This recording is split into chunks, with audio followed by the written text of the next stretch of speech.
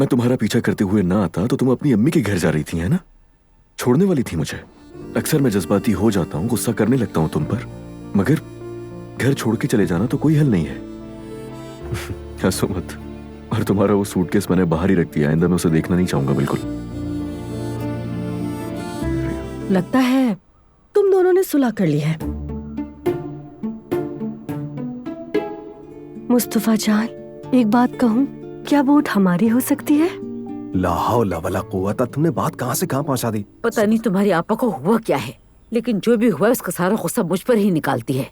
अब तो किसी से बात करना भी अजाब बन जाता है। माँ बेटी में तो अक्सर ऐसा हो जाता है। मैं भी घर में मॉम से बहुत झगड़ती थी, नॉर्मल है। आप दिल छोटा ना करें। क्या दिल छोटा ना करो, यकीन करो अब तो मैं मुस्कुराना भी भूल चुकी हूँ। मेरे किसी बात का असर ही नहीं होता इस घर में। अगर असलान को इस बात पे एतराज है कि ग्रुप में लड़के भी हैं तो वाकई एक संजीदा मसला है। अब ऐसी भी कोई बात नहीं है। तो फिर मसला क्या है? बाबा, मैंने कारतल में एक होटल खरीद लिया है। होटल खरीद लिया है? अगर खरीद लिया है तो मुबारक हो बेटा, होटल के मालिक बन गए हो। बाबा ऐसे मत बोले, मैं इन्वेस्टमेंट करना चाहता था, बस अपनी जमा पूंजी से खरीदा है मैंने। तुम्हारा मतलब क्या है?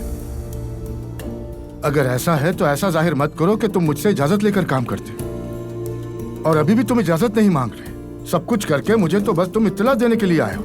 बाबा, मुझे काम अच्छी तरह आता है। अगर खुद पे यकीन है तो मुबारक हो।